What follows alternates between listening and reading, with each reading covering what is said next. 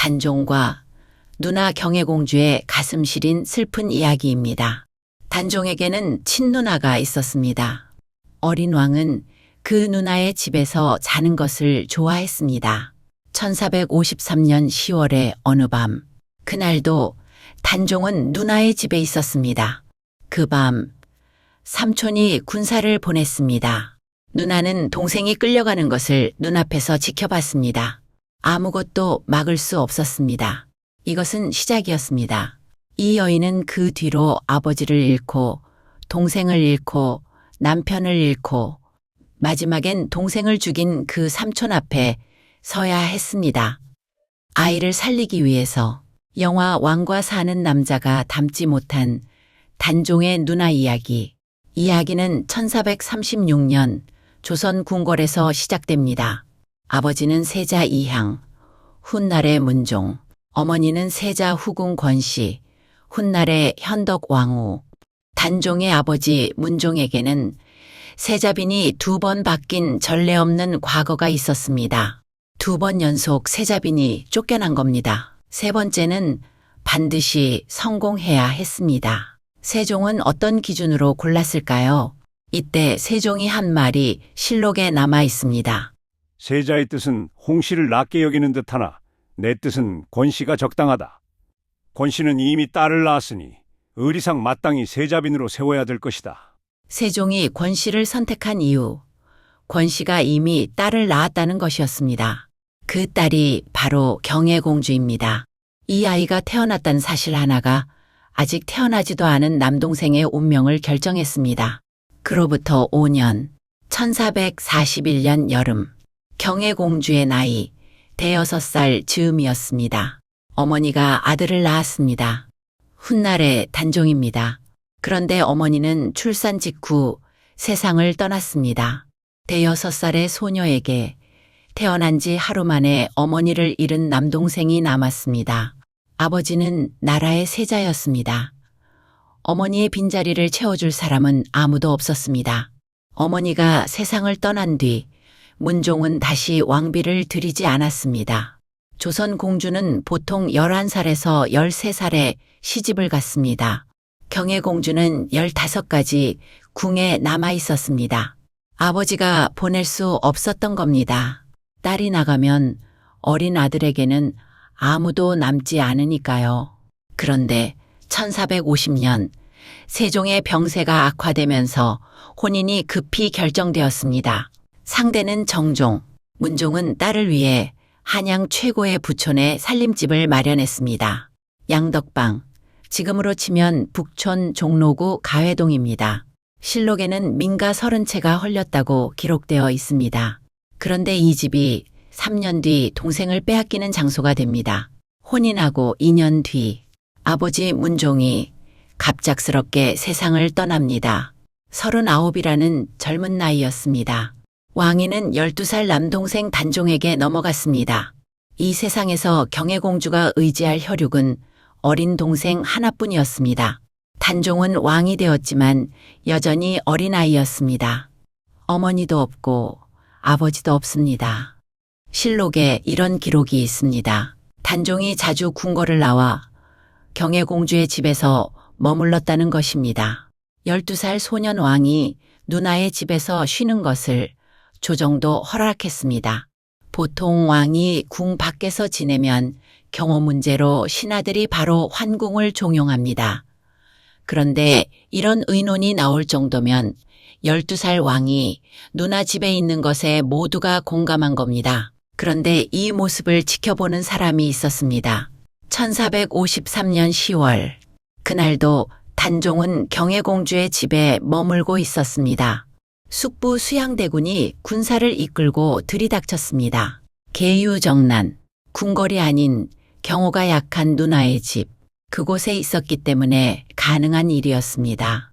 경혜공주가 아버지에게 받은 그 집, 민가 30채를 밀어내고 지은 그 집이 동생을 빼앗기는 장소가 된 것입니다. 2년 뒤 단종은 삼촌에게 왕위를 빼앗기고 상왕으로 물러났습니다. 남편 정종도 단종 편에 섰다는 이유로 유배에 처해졌습니다. 동생은 왕위를 빼앗기고 남편은 귀향을 갔습니다. 20살의 경혜공주에게 선택지가 있었을까요? 있었습니다. 경혜공주가 세조에게 전가를 보냈습니다. 내가 중병에 들었다. 진짜 병이었는지는 알 수 없습니다. 하지만 이 소식이 조정에 퍼지면 세조는 곤란해집니다. 쿠데타로 왕위를 얻은 세조에게 민심은 이미 좋지 않았습니다. 여기서 조카딸마저 병으로 쓰러진다면 세조는 감당할 수 없는 비난에 직면합니다. 세조는 정종의 유배지를 영월에서 양평으로 옮겨주었습니다. 그런데 여기서 더 놀라운 것은 단종의 반응입니다. 세조실록에 이런 기록이 있습니다. 단종이 세조에게 사람을 보냈습니다. 영향위의 공주가 그 병을 내게 알려왔는데 아마도 정종을 돌아오게 하려는 것 같습니다. 왕위를 내놓은 지 얼마 되지 않은 15살 소년이 삼촌에게 누나의 뜻을 전한 겁니다. 직접 요구할 수 없으니 누나의 말을 빌린 겁니다. 세조는 결국 정종을 한양으로 돌려보냅니다. 하지만 이 승리는 1년을 넘기지 못했습니다. 1456년 사육신의 단종 복위 운동이 발각됩니다. 모두 처형되었습니다. 정종도 다시 유배에 처해졌습니다. 수원으로, 다시 김포 통진으로, 그리고 전라도 광주로. 세조는 경혜공주에게 말했습니다. 원한다면 따라가도 좋다. 한양에 남으면 안전합니다. 따라가면 모든 것을 잃습니다. 경혜공주는 유배길에 올랐습니다. 전라도 광주의 유배지, 높은 담장, 자물쇠가 잠긴 문, 열흘에 한 번 들여보내는 음식. 두 사람은 세상과 단절된 채 갇혀 살았습니다. 그 안에서 아이가 생겼습니다. 혼인 이후 할아버지의 죽음, 아버지의 죽음, 남편의 유배. 한 번도 평범한 부부로 살아본 적이 없는 두 사람에게 처음으로 찾아온 생명이었습니다. 아들의 이름은 정미수. 그런데 이 아이가 태어난 이듬해 소식이 들려왔습니다. 동생 단종이 영월에서 죽었습니다. 17살이었습니다. 경혜공주는 유배지에서 그 소식을 들었습니다. 5살 때부터 함께 자란 동생, 어머니의 얼굴도 기억하지 못할 나이에 태어난 아이. 마지막을 함께하지 못하고 소식으로만 떠나보내야 했습니다. 단종의 죽음은 남편 정종의 마음도 바꿔놓았습니다. 처남의 죽음 이후 정종은 세조에 대한 분노를 숨기지 않았습니다. 경혜공주는 갓 태어난 아들을 안고 그런 남편을 지켜볼 수밖에 없었습니다. 1461년 남편 정종이 반역을 도모했다는 혐의로 한양으로 끌려갔습니다. 혹독한 문초가 이어졌습니다. 그때 정종이 한 말이 기록에 남아 있습니다. 내가 충신이 되어 주상께 죄를 받았으니 어찌 아픔이 있으리요. 빨리 상흔을 입고자 할 뿐 빨리 죽여달라는 뜻이었습니다. 살려달라고 애원하지 않았습니다. 세조는 정종에게 능지처참을 명했습니다. 경혜공주는 유배지에서 남편의 마지막 소식을 들었습니다. 그때 경혜공주의 뱃속에는 둘째 아이가 자라고 있었습니다. 어머니, 할아버지, 아버지, 동생, 남편, 26에 5번의 이별을 치렀습니다. 그런데 경혜공주에게는 아직 남은 것이 있었습니다. 아이. 경혜공주는 유배지에서 딸을 낳았습니다. 남편이 처형될 때 뱃속에 있던 아이였습니다. 그 무렵 세조가 환관을 광주로 보냈습니다. 경혜공주를 한양으로 불러들인 것입니다. 7년 만에 세조 앞에 선 경혜공주, 동생을 죽인 사람, 남편을 처형시킨 사람. 실록의 사과는 딱 한 줄만 남겼습니다. 세조가 불쌍히 여겼다고. 전해지는 이야기로는 눈물을 흘렸다고도 합니다. 진심이었는지 보여주기였는지는 알 수 없습니다. 하지만 경혜공주가 이 자리에 선 이유는 분명했습니다. 세조가 명령을 내렸습니다. 경혜공주는 문종의 딸이다. 죄가 없으니 집과 노비를 주겠다. 그리고 더 중요한 명령. 경혜공주와 그 자식들을 역적 사건에 연루하지 말라. 경혜공주는 문종의 유일한 딸입니다. 형의 왕위를 이어받았다고 주장하는 세조가 형의 딸까지 연좌시키면 그 주장이 스스로 무너집니다. 이 한마디가 아이들의 목숨을 살렸습니다. 그리고 머리를 깎았습니다. 머리카락이 바닥에 떨어지는 순간 경혜공주는 왕의 딸이기를 스스로 포기한 겁니다. 27살. 정업원으로 들어가 비구니가 되었습니다. 세조가 준 집도 노비도 모든 것을 내려놓고 절로 들어갔습니다. 아들 정미수는 세조의 아내 정의왕후에게 맡겼습니다.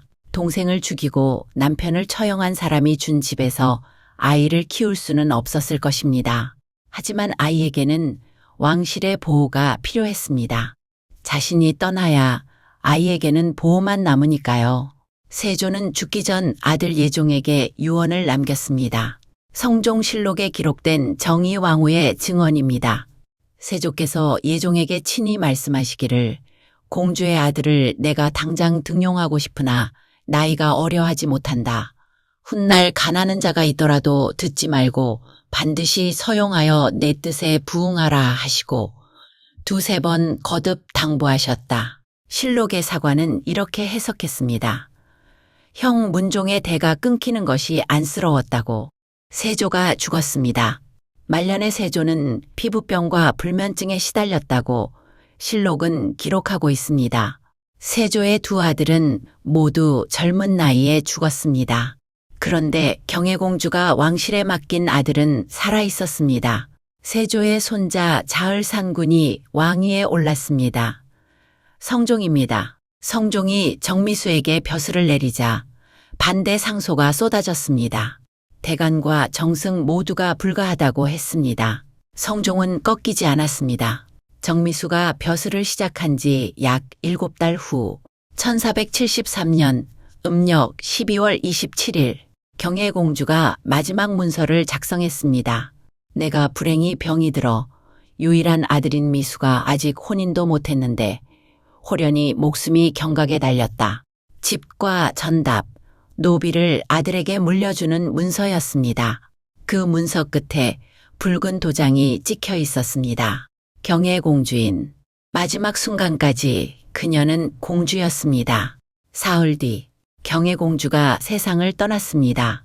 38살, 539년 뒤 해주정씨 대종가가 고문서 1300여 점을 한국학중앙연구원에 기증했습니다. 그 안에 경혜공주의 마지막 문서가 있었습니다. 2026년 영화 왕과 사는 남자가 1000만 관객을 넘었습니다. 하지만 그 영화에 경혜공주는 등장하지 않았습니다. 하지만 단종 곁에는 어몽도만 있었던 것이 아닙니다. 개유정난의 밤, 어린 동생이 잡혀가는 것을 눈앞에서 지켜본 누나가 있었습니다. 유배지까지 따라간 사람이 있었습니다. 동생을 죽인 사람 앞에 서서 아이를 지킨 사람이 있었습니다. 죽는 날까지 자신의 이름을 놓지 않은 사람이 있었습니다. 38해의 삶, 5번의 이별, 그리고 붉은 도장 하나. 경혜공주. 경혜공주가 세상을 떠난 뒤 아들 정미수는 동대문 밖 초가집으로 향했습니다. 그곳에는 경혜공주의 올케 정순왕후가 홀로 살고 있었습니다. 64년을 왕비의 이름 없이 살아낸 여인의 이야기. 영상으로 만나실 수 있습니다. 영상이 마음에 남으셨다면 구독으로 함께 해주십시오. 지혜의 세밀이었습니다.